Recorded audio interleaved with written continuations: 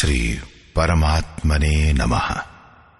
యథార్థగీత శ్రీమద్భగవద్గీత 14వ అధ్యాయం. అనేక అధ్యాయాలలో యోగేశ్వరుడైన శ్రీకృష్ణుడు జ్ఞానం యొక్క స్వరూపాన్ని స్పష్టం చేశాడు.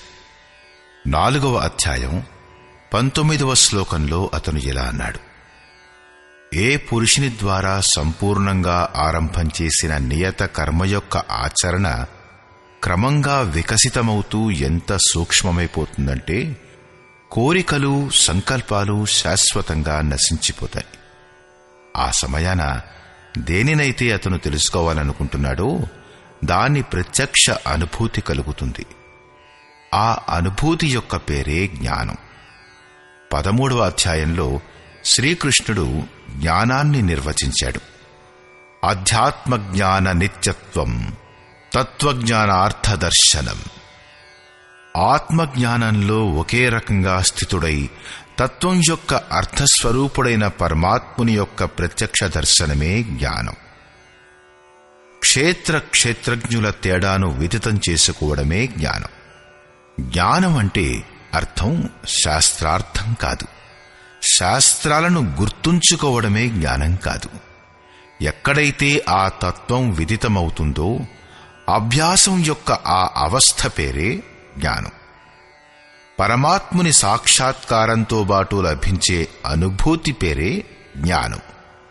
దీనికి విరుద్ధమైనదంతా అజ్ఞానమే. ఈ ప్రకారంగా అన్నీ చెప్పిన తర్వాత కూడా ప్రస్తుత అధ్యాయంలో యోగేశ్వరుడైన శ్రీకృష్ణుడు ఇలా అంటాడు: అర్జున, ఈ జ్ఞానాలలో కూడా పరమ ఉత్తమమైన జ్ఞానాన్ని గురించి నీకు మళ్లీ చెబుతాను. యోగేశ్వరుడు దానిని మళ్లీ చెప్పబోతున్నాడు. ఎందుకంటే శాస్త్ర సుచింతిత పుని దేఖియే. చాలా చక్కగా చింతన చేయబడిన శాస్త్రాన్ని కూడా మళ్లీ మళ్లీ చూడవలసి ఉంటుంది. ఇంతేకాదు, ఎలా మీరు సాధన పథంలో పురోగమిస్తారో, ఎలా ఇష్టదైవంలో ప్రవేశం పొందుతారో అలా బ్రహ్మ నుంచి కొత్త కొత్త అనుభూతులు లభిస్తాయి. ఈ తెలుసుకోవడం సద్గురు మహాపురుషుని వల్లనే సాధ్యపడుతుంది. కాబట్టి శ్రీకృష్ణుడంటాడు, నేను మళ్లీ చెబుతాను అని. సురతి అంటే స్మృతి. ఎలాంటి పటలం అంటే క్యాన్వాస్ అంటే దానిమీద సంస్కారాలు అంకితమవుతూనే ఉంటాయి. సాధకుడి యొక్క ఇష్టదైవంలో ప్రవేశం ఇప్పించే జ్ఞానం గనక మసగబారిపోతే ఆ స్మృతి పటలంపై ప్రకృతి అంకితమవడం మొదలవుతుంది. అదే వినాశనానికి కారణం. కాబట్టి చివరి వరకు సాధకుడు ఇష్టదైవానికి సంబంధించిన జ్ఞానాన్ని మళ్లీ మళ్లీ జాగృతం చేసుకుంటూ ఉండాలి. ఈనాడు స్మృతి జీవవంతంగా ఉంది, కానీ ముందు దశలలో ప్రవేశం దొరకడంతో ఈ దశ ఉండదు. కాబట్టి పూజ్య గురువుగారు ఇలా అనేవారు: బ్రహ్మ విద్యను ప్రతిరోజూ చింతన చెయ్యి. ఒక మాల ప్రతిరోజూ త్రిప్పు. అది చింతన వల్లనే తిప్పబడాలి. బయటి అంటే భౌతికమైన జపమాల కాదు, ఇది సాధకుడికి సంబంధించినది. కాని ఎవరైతే వాస్తవమైన సద్గురువో అతను ఎల్లప్పుడూ ఆ సాధకుని వెంటనే ఉంటాడు. లోపల అతని ఆత్మతో జాగృతుడై బయట తన క్రియాకలాపాల ద్వారా అతనికి కొత్త పరిస్థితులను అవగతం చేస్తూ ఉంటాడు. యోగేశ్వరుడైన శ్రీకృష్ణుడు కూడా మహాపురుషుడే. అర్జునుడు శిష్యుని స్థానంలో ఉన్నాడు. అతను శ్రీకృష్ణుణ్ణి తనను సంభాళించమని ప్రార్థించాడు. కాబట్టి యోగేశ్వరుడైన శ్రీకృష్ణుని కథనం ఏమిటంటే, జ్ఞానాలలో కూడా ఉత్తమమైన జ్ఞానాన్ని నేను మళ్లీ నీకు చెబుతాను అని. శ్రీ భగవాను వాచ.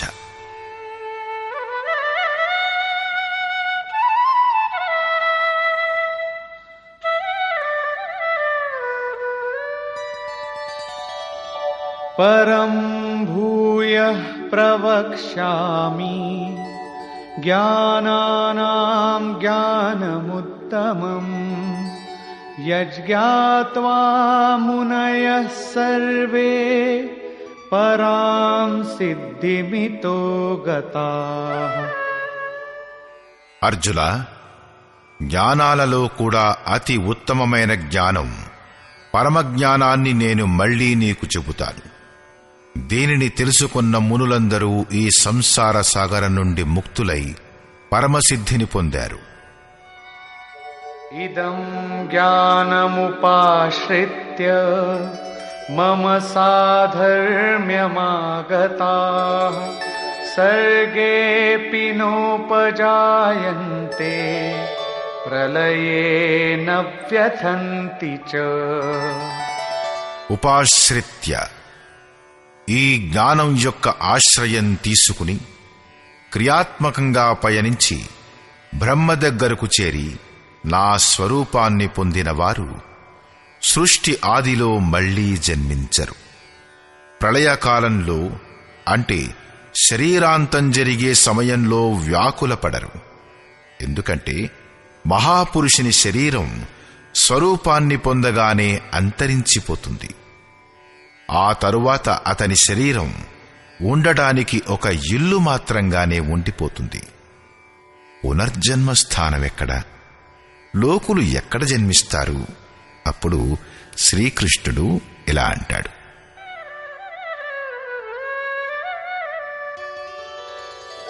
మమ యోనిర్మహద్బ్రహ్మ తస్మిన్ గర్భం దధామ్యహం సంభవః సర్వభూతానాం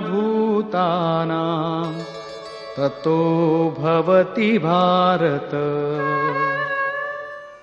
హే అర్జున, మహద్బ్రహ్మ అంటే అష్టధా మూల ప్రకృతి సంపూర్ణ భూతాలకు మూలస్థానం యోని వంటిది. దానిలో నేనే చైతన్యమనే బీజాన్ని స్థాపిస్తాను. ఆ జడ చైతన్యాల సంయోగంతో భూతాలన్నింటి ఉత్పత్తి జరుగుతుంది.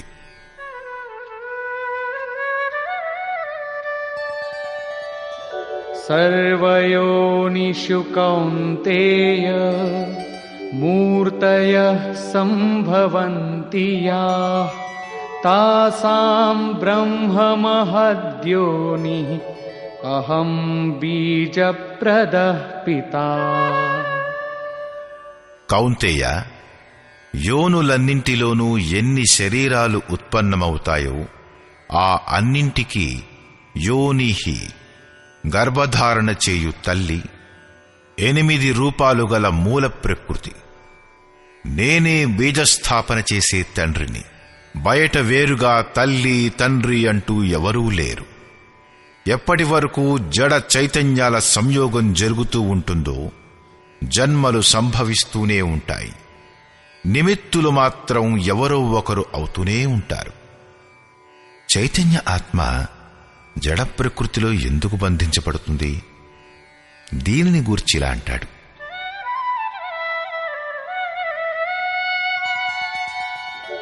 సత్వం రజస్తమ ఇతి గుణాః ప్రకృతి సంభవాః నిబధ్నంతి మహాబాహో దేహే దేహినమవ్యయం.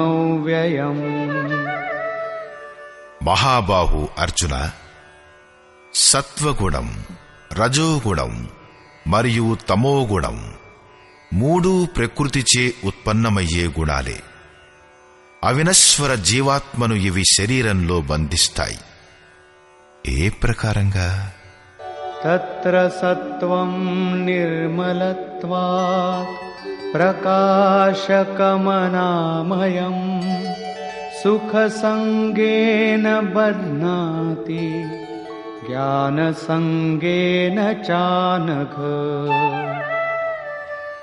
నిష్పాపుడవైన అర్జున, ఆ 3 గుణాలలో నిర్వికారమైన సత్వగుణం నిర్మలత్వాత్ నిర్మలమైన కారణంగా సుఖం మరియు జ్ఞానాల పట్ల ఆసక్తి చేత ఆత్మను శరీరంలో బంధిస్తుంది.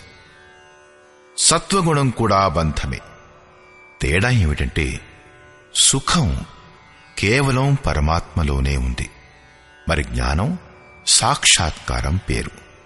పరమాత్ముని సాక్షాత్కారం కానంత వరకు సత్వగుణం బంధించే ఉంచుతుంది.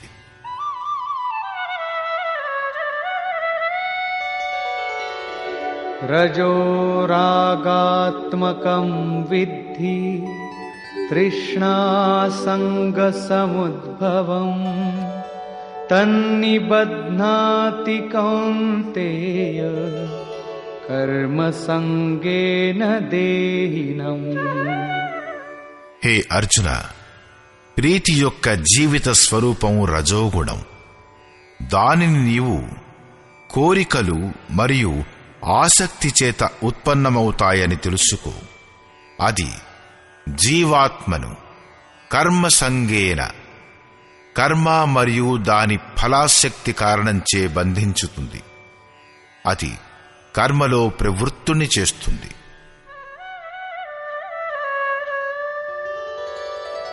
తమస్త్వం జ్ఞానజం విద్ధి మోహనం సర్వదేహినా ప్రమాదాలస్య నిద్రాభి తన్నిబధ్నాతి భారత.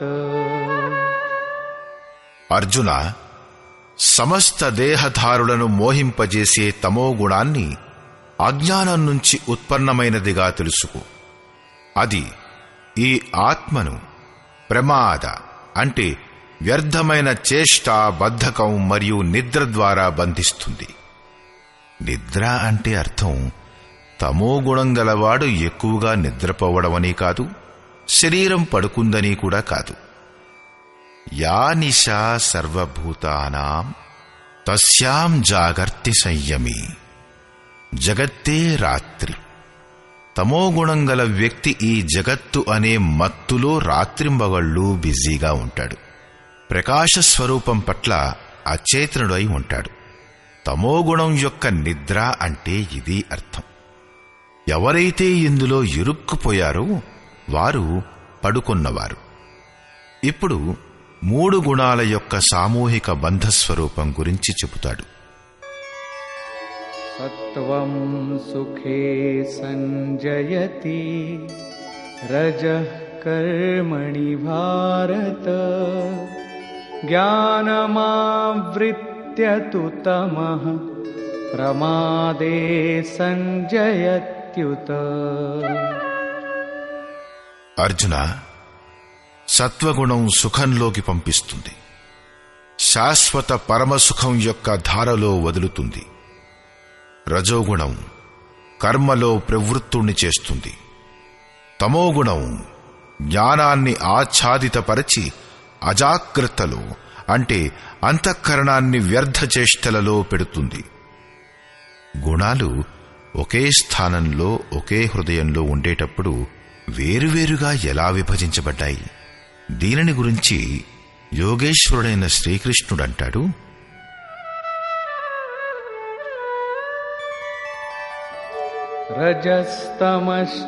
రజస్తమశ్చాభిభూయ సత్వం భవతి భారత రజః సత్వం తమశ్చైవ తమః సత్వం రజస్తథా. హే అర్జున, రజోగుణం మరియు తమోగుణాలను అణిచిపెడితే సత్వగుణం పెరుగుతుంది. అలాగే సత్వగుణం మరియు తమోగుణాలను తొక్కిపెడితే రజోగుణం పెరుగుతుంది. రజోగుణం మరియు సత్వగుణాలను అణిచివేస్తే తమోగుణం పెరుగుతుంది. ఎప్పుడు ఏ గుణం పనిచేస్తుందన్నది ఎలా గుర్తించవచ్చు? సర్వద్వారేషు దేహేస్మిన్ ప్రకాశ ఉపజాయతే జ్ఞానం యదా తదా విద్యాత్ వివృద్ధం సత్వమిత్యుత. ఏ కాలంలోనైతే ఈ శరీరంలోనూ అంతఃకరణంలోనూ సంపూర్ణ ఇంద్రియాలలోనూ ఈశ్వరీయ ప్రకాశం, బోధశక్తి ఉత్పన్నమవుతాయో ఆ సమయాన సత్వగుణం వృద్ధి చెందిందని తెలుసుకోవాలి. లోభ ప్రవృత్తిరారంభ కర్మణామశమః స్పృహా రజస్యేతాని జాయంతే వివృద్ధే భరతర్షభ. హే అర్జున, రజోగుణం ఎక్కువైనప్పుడు లోభం, పనిలో ప్రవృత్తమయ్యే చేష్టలు, కర్మల ఆరంభం, అశాంతి అంటే మనస్సు యొక్క చాంచల్యం, విషయాలను అనుభవించాలనే కోరిక ఉత్పన్నమవుతాయి. మరి తమోగుణం పెరిగితే ఏమవుతుంది? అప్రకాశో ప్రవృత్తిశ్చ ప్రమాదో మోహ ఏవ చ తమస్యేతాని జాయంతే వివృద్ధే కురు నందన. అర్జున, తమోగుణం పెరిగినప్పుడు అప్రకాశ, ఈశ్వరీయ ప్రకాశం వైపు వెళ్లలేనటువంటి స్వభావం, కార్యం కర్మ, చేయతగిన విశేష ప్రక్రియలో అప్రవృత్తి, అంతఃకరణంలో వ్యర్థమైన చేష్టలు మరియు ప్రపంచం పట్ల ముగ్ధులయ్యే ప్రవృత్తులు ఇవన్నీ ఉత్పన్నమవుతాయి. ఈ గుణాల గురించి తెలుసుకోవడం వలన లాభం ఏమిటి? యదా సత్వే ప్రవృద్ధే తు ప్రళయం యాతి దేహభృత్ తదోత్తమవిదాం లోకాన్ అమలాన్ ప్రతిపద్యతే. ఈ జీవాత్మ సత్వగుణం వృద్ధి అయ్యే కాలంలో గనుక మృత్యువుకు సంప్రాప్తిస్తే, శరీరాన్ని త్యజిస్తే, అప్పుడు ఉత్తమమైన కర్మ చేసే మలిన రహితమైన దివ్యలోకాలను పొందుతుంది. మరియు రజసి ప్రళయం గత్వా కర్మ సంగిషు జాయతే తథా ప్రలీనస్తమసి మూఢయోనిషు జాయతే. రజోగుణం వృద్ధి అయినప్పుడు మృత్యువును పొందినట్లయితే కర్మలలో ఆసక్తి గల మనుష్య జన్మ లభిస్తుంది. తమోగుణం వృద్ధి అయినప్పుడు మరణించే పురుషుడు మూఢయోనులలో క్రిమికీటకాది పర్యంతం జన్మిస్తాడు. కాబట్టి గుణాలలో కూడా మనుష్యుడు సత్వగుణం గలవాడవ్వాలి. ప్రకృతి యొక్క ఈ బ్యాంకు మీరు ఆర్జించిన గుణాలను మృత్యువు తర్వాత కూడా వాటిని మీకు సురక్షితంగా తిరిగి ఇస్తుంది. ఇప్పుడు దీని పరిణామాన్ని చూద్దాం. కర్మణః సుకృతస్యాహు సాత్వికం నిర్మలం ఫలం రజసస్తు ఫలం దుఃఖం అజ్ఞానం తమసః ఫలం. సాత్విక కర్మ యొక్క ఫలం సాత్వికం, నిర్మల సుఖం, జ్ఞానం మరియు వైరాగ్యాదులని చెప్పబడింది. రాజస కర్మ యొక్క ఫలం దుఃఖం మరియు తామస కర్మ యొక్క ఫలం అజ్ఞానం మరియు సత్వాత్ సంజాయతే జ్ఞానం రజసో లోభ ఏవ చ ప్రమాదమోహౌ తమసో భవతో జ్ఞానమేవ చ. సత్వగుణంచే జ్ఞానం ఉత్పన్నమవుతుంది, ఈశ్వరీయ అనుభూతి ప్రవహిస్తుంది. రజోగుణం వలన నిస్సందేహంగా లోభం ఉత్పన్నమవుతుంది. తమోగుణం వలన అజాగ్రత్త, మోహం, బద్ధకం అంటే అజ్ఞానం ఉత్పన్నమవుతాయి. ఇవి ఉత్పన్నమై ఏ గతులను ఇస్తాయి?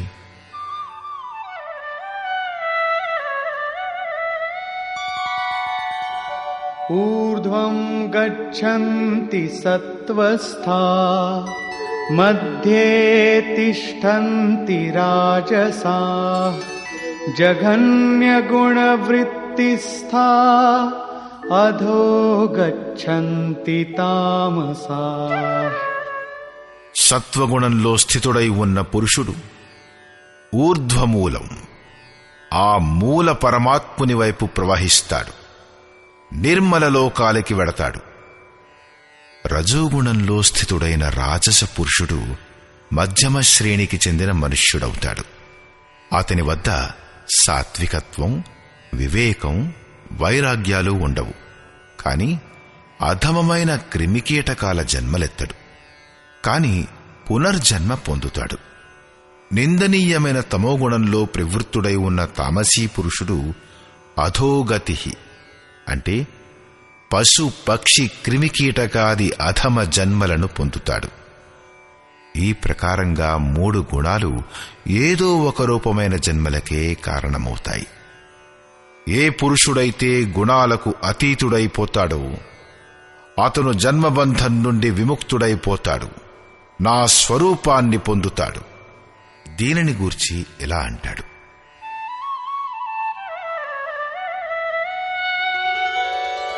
నాన్యం గుణేభ్యః కర్తారం యదా ద్రష్టానుపశ్యతి గుణేభ్యశ్చ పరం వేత్తి మద్భావం సోధిగచ్చతి. ఏ కాలంలోనైతే ద్రష్ట అయిన ఆత్మ 3 గుణాలను తప్ప ఇంకెవరినీ కర్తగా చూడదు, 3 గుణాల కంటే అత్యంత అతీతమైన పరమతత్వాన్ని వేత్తి అంటే తెలుసుకుంటుందో, ఆ సమయంలో ఆ పురుషుడు నా స్వరూపాన్ని పొందుతాడు. గుణాలు గుణాల్లోనే వ్యవహరిస్తాయన్నది బౌద్ధిక సత్యం కాదు. సాధన చేస్తూ చేస్తూ ఎలాంటి దశ వస్తుందంటే అక్కడ ఆ అనుభూతి లభిస్తుంది. గుణాలు తప్ప ఇంకెవరూ కర్తగా కనిపించరు. ఆ సమయంలో పురుషుడు 3 గుణాల కంటే అతీతుడైపోతాడు. ఇది కల్పితమైన భావన కాదు. దీనిని గూర్చంటాడు: గుణానేతానతీత్యత్రీన్ దేహీ దేహ సముద్భవాన్ జన్మ మృత్యుజరా దుఃఖైర్ విముక్తో మృతమశ్నుతే.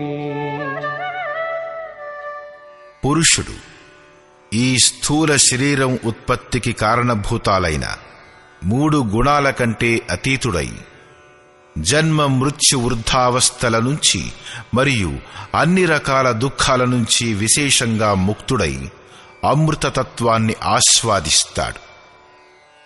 అర్జునుడు ఇలా ప్రశ్నించాడు: అర్జున ఉవాచ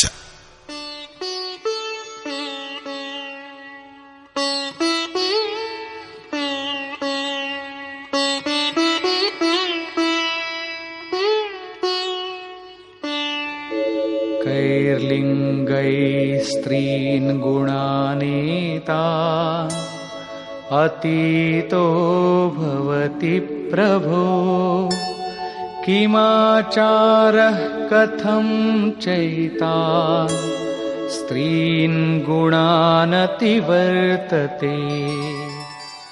ప్రభు, ఈ 3 గుణాల కంటే అతీతుడైన పురుషుడు ఏ ఏ లక్షణాలతో యుక్తుడవుతాడు? ఏ ప్రకారమైన ఆచరణ గలవాడవుతాడు? మనుష్యుడు ఏ ఉపాయంచే ఈ 3 గుణాల కంటే అతీతుడవగలడు? శ్రీ భగవాను వాచ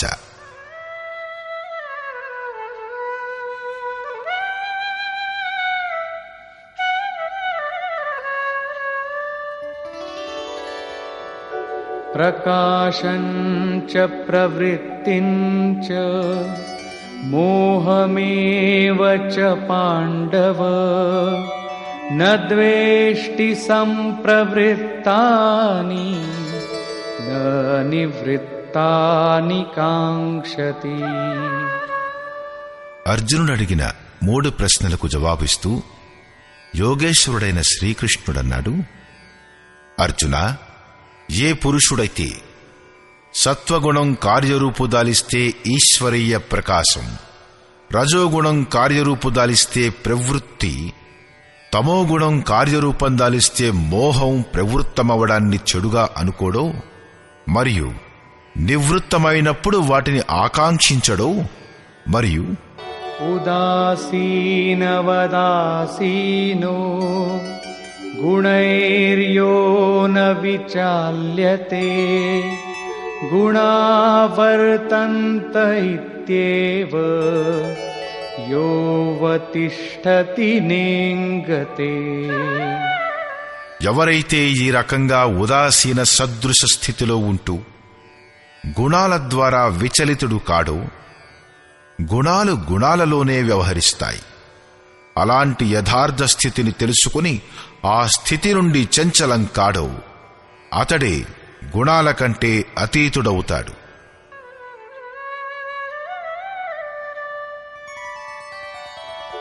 సమదుఃఖ సుఖ స్వస్థః సమలోష్టాశ్మకాంచనః తుల్యప్రియా ప్రియో ధీరస్ తుల్యనిందాత్మసంస్తుతిః. ఎవరైతే నిరంతరం తనలో అంటే ఆత్మభావంతో స్థితుడై ఉంటాడో, సుఖం మరియు దుఃఖంలో సమంగా ఉంటాడో, మట్టి రాయి బంగారం పట్ల కూడా సమాన భావం కలిగి ఉంటాడో, ధైర్యవంతుడు, ఎవరైతే ప్రియమైన మరియు అప్రియమైన వాటిని సమానమని భావిస్తాడో, నిందా స్తుతులలో కూడా సమాన భావం కలిగి ఉంటాడో, మరియు మానాపమానయోస్తుల్యస్ తుల్యో మిత్రారిపక్షయో సర్వారంభ పరిత్యాగీ గుణాతీతః స ఉచ్యతే.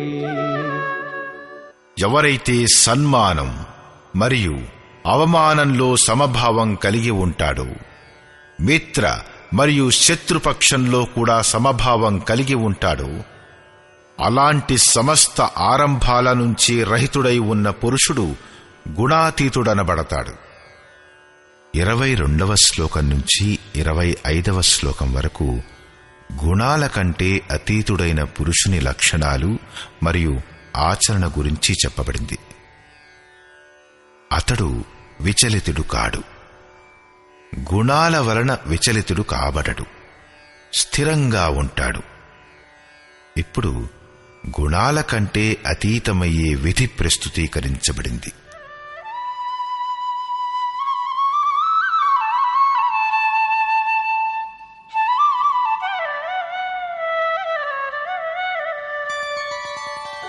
మాం చయో వ్యభిచారేణ భక్తియోగేన సేవతే సగుణాన్ సమతీత్యైతాన్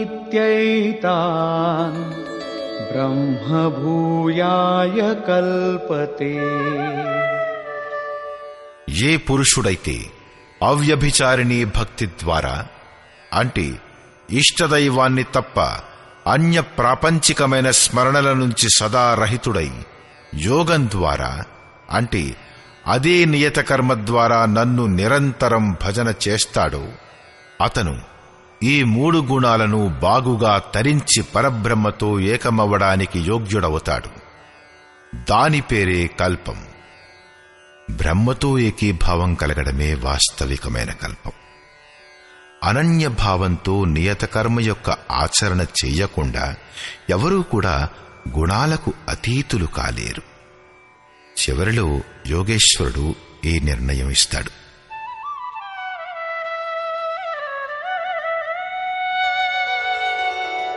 బ్రహ్మణో హి ప్రతిష్ఠాహం అమృతస్యావ్యయస్య చ శాశ్వతస్య చ ధర్మస్య సుఖస్యైకాంతికస్య చ.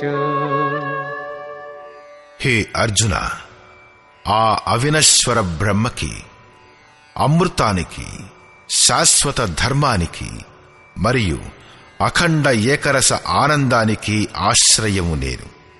అంటే పరమాత్మునిలో స్థితుడైన సద్గురువే వీటన్నింటికీ ఆశ్రయస్థానం. శ్రీకృష్ణుడు ఒక యోగేశ్వరుడు. ఇప్పుడు గనక మీకు అవ్యక్తమైన అవినశ్వర బ్రహ్మ, శాశ్వత ధర్మం, ఏకరస ఆనందంతో అవసరం ఉంటే ఎవరైనా తత్వస్థితుడైన అవ్యక్త స్థితుడైన మహాపురుషుని శరణు చేరండి. అతని ద్వారానే ఇవి సాధ్యపడతాయి. సారాంశం: ఈ అధ్యాయం ఆరంభంలో యోగేశ్వరుడైన శ్రీకృష్ణుడన్నాడు, అర్జున, జ్ఞానాలలో కూడా అతి ఉత్తమమైన పరమజ్ఞానాన్ని నేను మళ్లీ నీకు చెబుతాను. దానిని తెలుసుకుని మునులు ఉపాసన ద్వారా నా స్వరూపాన్ని పొందారు. మళ్లీ సృష్టి ఆదిలో వారు జన్మించరు. కాని శరీరం మరణించక తప్పదు గదా. ఆ సమయంలో వారు వ్యాకులపడరు. వారు వాస్తవానికి ఏ రోజైతే స్వరూపాన్ని పొందారో ఆ రోజే శరీరాన్ని త్యజించిన వారైనారు. ముక్తి అనేది జీవించి ఉండగానే లభిస్తుంది.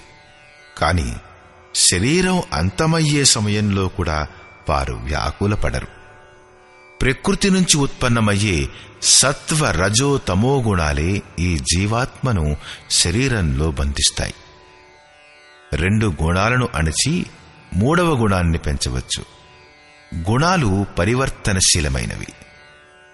ప్రకృతి అనాది అయినది, వినష్టం కాదు. కాని గుణాల ప్రభావాన్ని అధిగమించవచ్చు. గుణాలు మనసుపై ప్రభావాన్ని వేస్తాయి. సత్వగుణం వృద్ధి అయినప్పుడు ఈశ్వరీయ ప్రకాశం మరియు జ్ఞానం ఉంటాయి. రజోగుణం రాగాత్మకమైంది. ఆ సమయంలో కర్మ పట్ల లోభం ఉంటుంది, ఆసక్తి ఉంటుంది. అంతఃకరణంలో తమోగుణం కార్యరూపం దాల్చినప్పుడు బద్ధకం, అజాగ్రత్త చుట్టుముడతాయి. సత్వగుణం వృద్ధి చెందినప్పుడు మృత్యువును పొందిన పురుషుడు ఆ నిర్మల లోకాలలో జన్మనెత్తుతాడు. రజోగుణం వృద్ధిలో ఉన్నప్పుడు మృత్యువును పొందిన పురుషుడు మానవ యోనిలోకే తిరిగి వస్తాడు. తమోగుణం యొక్క వృద్ధి కాలంలో మనుష్యుడు శరీరాన్ని త్యజిస్తే అధమయోనులను పొందుతాడు. కాబట్టి మనుష్యులు క్రమంగా ఉన్నతమైన సాత్విక గుణం వైపు అగ్రసరులవ్వాలి.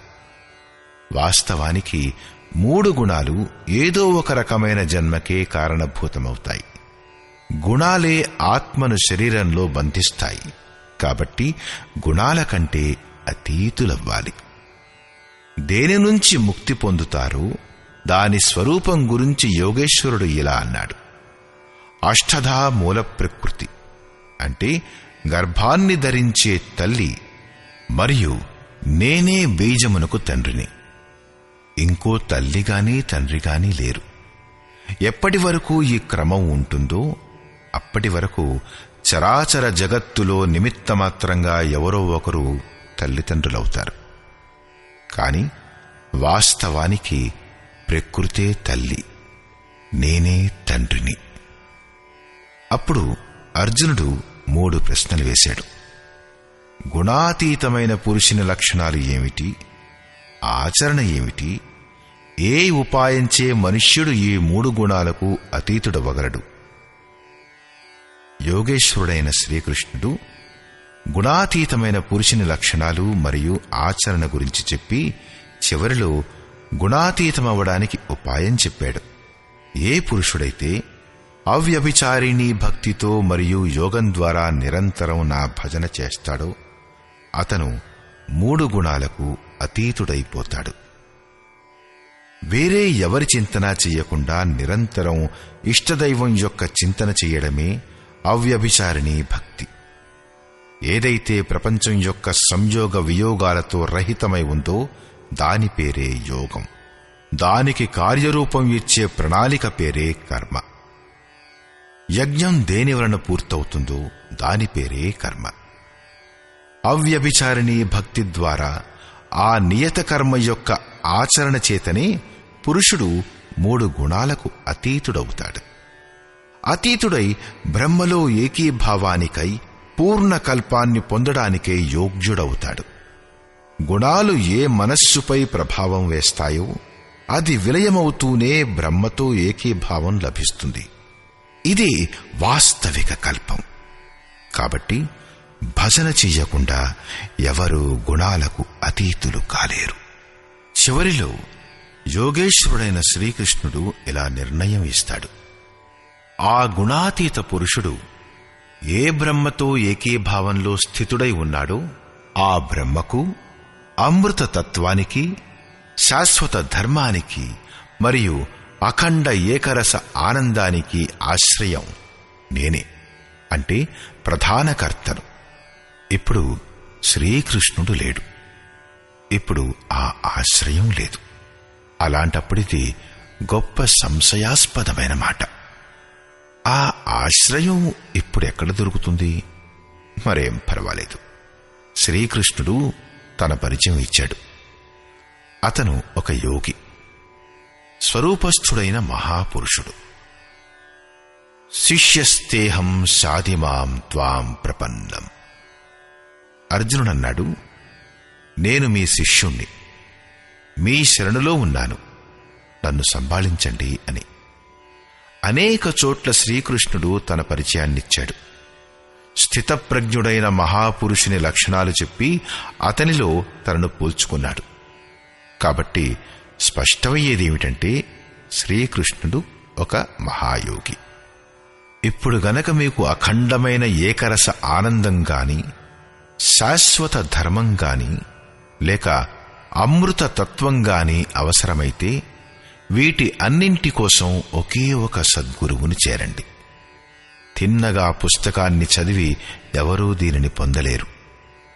అదే మహాపురుషుడు ఆత్మ నుంచి అభిన్నుడై, రథుడై, మార్గదర్శకుడై క్రమక్రమంగా అనురాగయుక్తుడైన పురుషుణ్ణి నడిపిస్తూ తను స్వయంగా ప్రతిష్ఠితుడై ఉన్న స్వరూపానికి చేరుస్తాడు. అతనే ఏకమాత్ర సాధనం.